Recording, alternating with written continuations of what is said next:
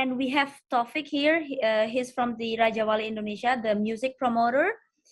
And I'm here on behalf of the Indonesian media, Mr. Ruddes. I'm appointed by the tour promoter to have a short interview with you. And it's really nice to meet you today. How are you? Nice to meet you as well. I'm doing well. I'm in Nashville, Tennessee at the moment. And I have a solo concert tonight. And all is... Yeah. So we are now from Yogyakarta. Probably you already familiar with Yogyakarta. I think back in 2017, you had a concert, right, in Yogyakarta. And it was a blast. Oh, yeah. Yeah. Sorry, I can't really hear your voice. Can you try to speak again one more time, Mr. Hi. Oh, yeah. On the testing. It's okay? Good. Yeah, it's okay. It's now it's good. So can we have your permission to record this conversation, Mr. Ruddes? Absolutely. Yeah, thank you so much. Well, just for a background story, I was actually I'm a fan. I was first time exposed to your music was back in 2000 and in early 2000, and I was like only 11 years old. I was still in elementary school. Yeah, and the first time I heard your music was the Metropolis Part 2, Scenes from a Memory, and Strange Deja Vu is my favorite song. Nice. And fast forward 25 years later, now here I am. Amazing. Yeah, in one forum with you. So it's an honor for me and for us to have this interview with you, Mr. Ruddes. So we're going to ask a few questions about your upcoming tour in Yogyakarta, because we know that we're supposed to meet 2 years ago, right? But the pandemic hit, and then it hit really hard for the showbiz industry. So we had to postpone this meeting up until now today. So, and you know, some months ago, we heard that a really good news from your end that you will be performing back to Indonesia again. And it was really good. It was the best news we heard so far this year. So how was the COVID-19 pandemic for Dream Theater, Mr. Ruddes? Well, I mean, it was a tough time for everybody. Mm-hmm. And, personally, I spent a lot of time, you know, in my studio at home, working on a lot of things. For one, I put together a very nice kind of video streaming studio. Okay. And I started working on a platform called Patreon. And it was very nice because I could reach out broadcasts and concerts from my studio and reach a lot of fans around the world. It was a great way to stay connected. It was really, really nice to have that. So, you know, but the amazing thing was when we finally did get back together again, when we figured out as a band how to get over the challenge, you know, to get in the studio and work together, we all felt so good about coming together to make music again and so energized. So I think it even shows in the album that we did, you know, View from the Top of the World. It was like a celebration, you know, of sorts. Okay. And of course, getting on the road after that, you know, was amazing. And I'm just so happy that we can come like over to you guys in Indonesia, because, you know, we really do have some of the very best fans in the world over there. I really mean it. I see the engagement of everybody and, you know, social media, and I know that they're hungry for Dream Theater music. And so, you know, it's a wonderful thing to be able to come over there and play. I'm looking forward to it. Yeah. Thank you, Mr. Ruddes. And talking about the tour business, how do you guys handle the tour business during the pandemic? Apart from Australia, of course, yeah. There wasn't any touring that happened. It was really sad. But, you know, we wanted to have a tour, but it was really impossible. And so we had to put it off. And so, you know, we were like kind of quiet for a while. But luckily it seems to be back, and we're touring, and we're going to continue touring for a while now, and we're getting back on track. Okay, so how do you feel about your upcoming tour in Indonesia, Mr. Ruddes? Are you excited? Out of 10? How would you rate that? No, it's amazing. So, I mean, I wish that we were actually able to do more in Asia, because we're coming there. We have one big show in Indonesia, and then we also have a show in Japan. Mm-hmm. So it should be really, really exciting. Yeah. And it's going to be quick. It'll be a whirlwind, and it's going to be quick, but it'll be really exciting, and we'll get to say, a nice hello to all the fans there, and do our big show and present what we have, and hopefully everybody that wants to see it will be able to get there, and we can do our thing. Yeah. And talking about that tour, it is an honor for us, Mr. Ruddes, because you choose Indonesia and also Japan, right? Among the two countries that you will be touring. Don't you miss your fans from other countries?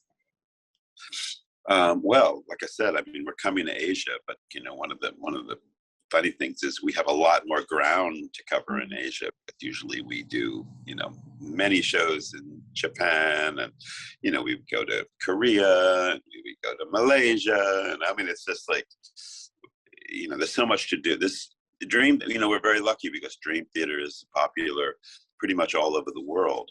So there's a lot of ground to cover. Yeah. So I feel like we're just getting back there, just starting to, scratch the surface of everywhere we need to go. So, so hopefully, we'll do this, and then, there'll be more to come for the tour. Over. Right. So how many countries will be there in this tour for the Top of the World tour? How many what? How many countries in total? Oh, in total? Well, once we're done, I'm not sure. We have in September, we're going to South America. Okay. And then we're going to do probably another European tour and cover more ground. So once we started touring again, then we did a tour of the US, and then we went to Europe, and we had, hit many, many countries, but it's hard for our band to cover all the European ground in one run. And usually our tours are, 6 weeks or something like that. And even in 6 weeks of going here, there, can't cover all the different countries that we need to go to. Yeah. So, it looks like we'll be going back and just continue to cover ground until it's all covered, and then we can make another album and repeat. Yeah, that's what we're hoping for. But so at the moment, there is no fixed schedule for the tour then? The only thing fixed is is coming to you, obviously, and then South America is fixed as well. Okay, good. Okay, Mr. Ruddes, I would like to move on to the album, a few from the Top of the World. Yeah, let's talk about this album. Could you tell us more about this album? What is it about, and how did you come up with the title of this album, as well as the cover? I see the cover, you took the picture from the Sherrock Bolton, I think it's in Norway. Norway, right. I was once there because I took my doctoral study there. So would you tell us more about this album, the making of this album, as well as the cover of this album? Sure. Well, for one thing, Dream Theater has a wonderful facility in New York where we all converge upon and we all do our work. And it's really great because we can be there. It's our place. We can focus. And when Dream Theater is working, we are very, very intense. We're all very hard workers. So we're going for it. We're just doing it. So we're in the studio every day, just, writing music and just bouncing ideas off of each other. And it usually it feels like it happens like in a crazy spin of energy because there's so many ideas. We come in, it's not a band that's like, oh, we can't think of anything. It's like we think of a lot of things, and then it's just a question of organizing and making sense of all the ideas. So, at some point in the process, then it's time to start thinking about the words for the songs, because usually we write the music first. Maybe there's some loose ideas for context and lyrics. But at some point, like John Petrucci will escape to like the upstairs environment with his pen and paper and his books. He's a very serious student when it comes to writing words. So he's researching topics, and and James, who wrote some of the words, is similar. He gets deep into his space. So we kind of switch gears, and everybody who's writing words goes into that mode. And at the same time, I remember I was in the studio doing my keyboard track. So I was downstairs in our facility, and I was working with Jimmy T, our amazing engineer. We're doing that. And John Petrucci was mostly upstairs, but occasionally he'd come down and he'd say, I got an idea. And he'd want to hear what I was doing because he's the producer of the album. He'd hear it. He'd go, I got to go back. And so one day he came downstairs and he said, okay, I got this idea, like a view from the top of the world. And so because he was writing that song, and so, and I remember him just, it was him behind the title of the album. He totally put that out there. Yeah, and we all loved it. We all thought that was really, really great.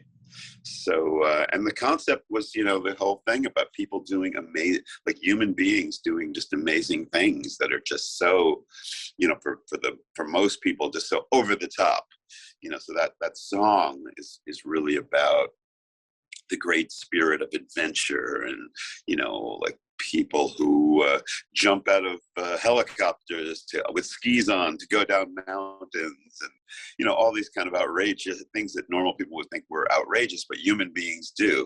So the concept of being like on top of the world, like doing these amazing things, was just struck us as being something that really was, really kind of cool, and a great album title.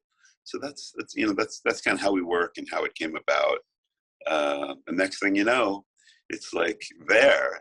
And a lot of times after we do an album and after all that work is done, composing it all, laying down all the tracks and everything, I look back and I go, how did we do that? Because it's really hard to describe. Mm-hmm. It's like almost, you imagine like a rush of musical ideas, a rush of notes, but then all the time that it takes to organize it and do it right, because we're very like picky, and we like to spend the time to make sure it's like the perfect sound and it's really good, and we won't stop until it's played just the way we want it, or it sounds just the way we want it. And that's what a Dream Theater album really is, So that's why, people say to me, like, what's your favorite album? Which one stands out? And I'm like, I can't really pick a favorite, because every one that we do it's so personal. It's, it's not like we spent any less focus or energy on one album more than the other one. It's all our children, So that's kind of our spirit about the whole thing. Yeah. I somehow can understand, because, when I listened to your album, The Metropolis Part 2, it was, I don't know, I found it really hard to classify it into only one genre. Yeah, because I was only 11 years old, because, it was so convoluted in a very good way, of course, because one second it was a progressive metal, and then the next second it was in a jazz mode, and then the other second it was in a rock mode. So it was so beautifully made. And I believe that the view from the top of the world is also beautifully made. And among these 7 tracks, Mr. Ruddes, what is your favorite one? And do you have any interesting story behind them? Well, I generally point to either the epic track, the title track. It's really fun to play live, for one thing. It just feels like, I don't know, it's like the best of Dream Theater all kind of like in one song. And for me, another reason I really love it is because it's very orchestral, and I get to do like prepare and play all these really cool big orchestral sounds. Like, as an example, one of the sounds that I use is this sound on my instruments called 66 trombones. And the reason it's called that is because, when I play, some of the sounds I play are what's called sampled, like sampling instruments. So when I play key on the keyboard, it triggers a recording. And that's just the way that, the instruments are kind of are made. But so this one sound I use is the sound of 66 trombones players, which is beyond normal. like the idea of like 66 trombonists going into a room and all playing like at the same time and then capturing that sound. So when I play my keyboard different notes, I can do that. It makes this incredibly big sound that's like super real or something. So I have a lot of fun with that kind of thing, with orchestrating and making things sound like almost like bigger than life, more than even an orchestra could do. So that's a really good time. And of course, the other song that I would point to is I'm picking two favorites, but the other song I would point to is because The Alien, which is the song that won our Grammy recently, which we're all very excited about, is a perfect example of dream theater. Like, it has all the elements, it's progressive, it has unison lines between John and I, it has, like a really kind of hard, strong metal sound to it. It just has it kind of like everything that if I want somebody to know, like, who is dream theater in a shorter amount of time than like an epic, that's a great song to play for them. So yeah. So if somebody asks me who is dream theater, should I pinpoint The Alien or this I think album? It's a great choice. Absolutely great choice. I think it would give them the understanding, of what we. What about the story about the cover of this album, the Sherrock Bolton cover? Yeah. So I mean, honestly, the cover, that's a Yu Syme cover, and Yu has worked for us for many years, and he's always extremely creative. And when we expressed to him what we wanted in terms of the scope of it and the idea of it, this view from the top of the world, as an artist, he immediately starts to think about what would be the right thing in imagery. So, and then he starts to feed ideas back to us. And John, as the producer of the album, really worked with you very closely. So I think they looked at a few different options, and this one was like, wow, that's totally it. Just represented the power and the strength and kind of like the vision of the whole concept. So that's a little bit how it comes about. Have you been there? Have you been to the Sherrock Bolton? I've never been there. No. And honestly, when I first saw that image, I didn't know that that's what that was. I just saw a cool thing. I was like, wow. And then I was reading people saying, oh, that's Norway. Like, I was like, really? Wow. So for me, it was just kind of like, if you love hiking and if you love nature, you have to go there, Mr. Ruddes. It was really beautiful, but scary at the same time. But I think it's a really good fit, a good representation for your album, a view from the top of the world. Yeah, I think that's a good fit. Awesome. Right. So let's talk about your show, the upcoming show in Indonesia. Do you know that considering the view from the top of the world is still a new album, are you gonna play your hits in addition to the songs in this album, such as your previous tracks from the Metropolis, such as The Spirit Carries On, Pull Me Under, or The Dance of Eternity, and so on and so forth? Because that's what your fans in Indonesia have been waiting for, Mr. Ruddes. Are you gonna play this nostalgic tracks? There'll definitely be some in there. Yeah, I mean, it's luckily you guys will hear us, when we've been, it's not like the first concert of the whole tour. So you're going to hear a nice selection of music, definitely tracks from A View from the Top of the World, but a lot of other stuff too. So I think that, let's just say that I think everybody will be smiling and happy. And, we like to do songs that represent us through the years and the catalog of music. So it's going to be a good night of dream theater music from all the different, time periods. Yeah, no doubt, Mr. Ruddes. But, I still remember back in 2017, you surprised us with a folk song. You play that folk song and then everyone was just so amazed with the performance. Are you going to do something like that again in this upcoming tour? No, anything is possible, right? Who knows? Yeah, who knows? Let it be a surprise, right? Yeah. Okay. So, can you give us, some kind of spoiler about the song list you're going to bring for the fans for this upcoming tour? Well, I mean, if people want a general spoiler about the list, they can definitely look at what we've been doing. It's not going to be much different than what we've been doing. So, that's easy to find. Okay, Mr. Ruddes. So I'm gonna tell something like it's like a fun fact about the city in which your tour and also your concert will be held in Indonesia. Are you familiar with the name? It's Solo. The city, the name of the city. It's Solo, right? Heard of it, but I don't know much about it. This is a fun fact because don't get confused and don't get mixed because some people will say it's Surakarta, the name of the city. Okay. That is actually correct, and we're referring to the same city because Surakarta is the official name of the city, but Solo is its popular name. So people, don't be surprised when when you hold a concert there and people, they will probably scream out your name and also Solo. Solo means the city, the name of the city. Yeah. Wow. Yeah. That's from my friend Dua Bujana. I don't know if you know who that is, but Indonesian guitar player, and he was telling me he's going to come to Solo. And that's exciting. So that's the name of the city. Yeah, we know Dewa Bujana. He's a legend in Indonesia, just like John Petrucci and the rest of the band members. Yeah, and I'm sure that this will be your first visit to Solo, Mr. Ruddes. Have you been to Solo before? No, I don't think so. No. Yeah. Did you read about the city, Solo? No, I'm curious to go there. Okay. Yeah. What are your expectations? Well, first, I have my expectations a very, very long trip. Yeah, correct. We're flying into.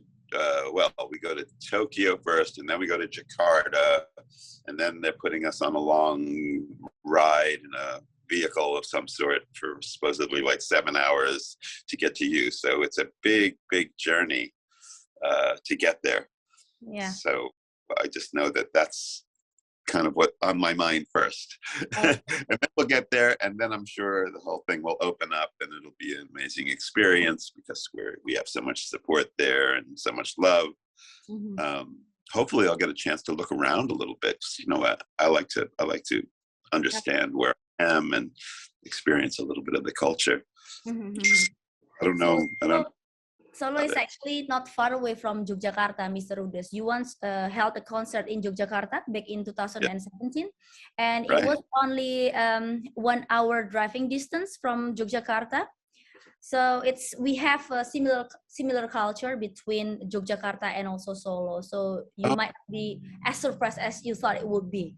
So I think you're in the hands. Yeah. So hey, I just want to say, I do have another interview in about 7 minutes, just so you can pace yourself. Okay. Yeah, okay. So was there any memorable experience during your show in Yogyakarta? Well, I mean, I just remember like the whole energy. It was so like wild and crazy. Not only just because, it's so, coming over there to Indonesia is so different.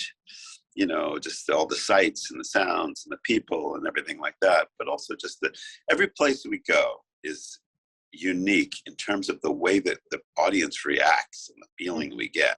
And when we come there, it's like we are like reminded of that kind of support. That's very unique to, to your country.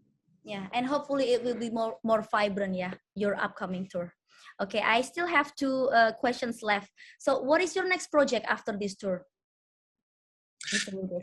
My next project after the Dream Theater tour is done, then I have a little bit of space and time for myself, which is going to be great because I'm excited to work on my next solo rock album. Okay. I'm so excited for you. I'm rooting for you. Yes, kind of like a follow-up to my album Wired for Madness. Okay. So with this one, I have some really good ideas that I'm not quite ready to tell the world yet about, but I can tell them that in this period of time, I'm going to be writing a new album, and I'm really looking forward to it because it's going to be kind of a long time coming for me to work on a rock album. Great. I wish you all the best luck, Mr. Ruddes. And do you know that our president, Mr. Jokowi, is one of your biggest fans? Do you have anything to say to Mr. Jokowi? Because I actually want you to directly invite our president, Mr. Jokowi, to come to Solo and to watch your tour. Yeah. Absolutely. I think it's so exciting that he's a big fan. I heard about this, and I'm just like, wow, it's kind of Please say amazing. something to him, like invite him to watch your concert, please. And his pronunciation is Jacoby? Yes, Jokowi. Jacoby. All right. Hey, Mr. Jacoby, this is Jordan Ruddes of Dream Theater, and we are so excited with the idea that you would come out to our show. I hope you can join us. It's going to be a great show, and we welcome you there with our hearts and enjoy the music. Thank you so much. And one last thing, please say something for your fans in Indonesia, Mr. Ruddes. They will be really thrilled to come to your tour. Yeah. Well, hello, all our wonderful, amazing fans of Indonesia. Through the years, you guys have proven yourself to be the top Dream Theater fans in the world. And so when we come to Indonesia, we know that, and we enjoy the fact that we're so loved there, and we're going to give back to you, you know, our music with our hearts and minds, and I hope you all enjoy it. I hope you all come to the show. Okay, thank you so much. I think that's the end of this interview. I wish you all the best luck, Mr. Ruddes, and please enjoy your day. I hope all your agenda today will go smoothly as planned. Okay? Thank you so much. Thanks, and we'll see you. I'll see you in Yogyakarta and also in Solo. Bye. Perfect. Bye-bye. Bye.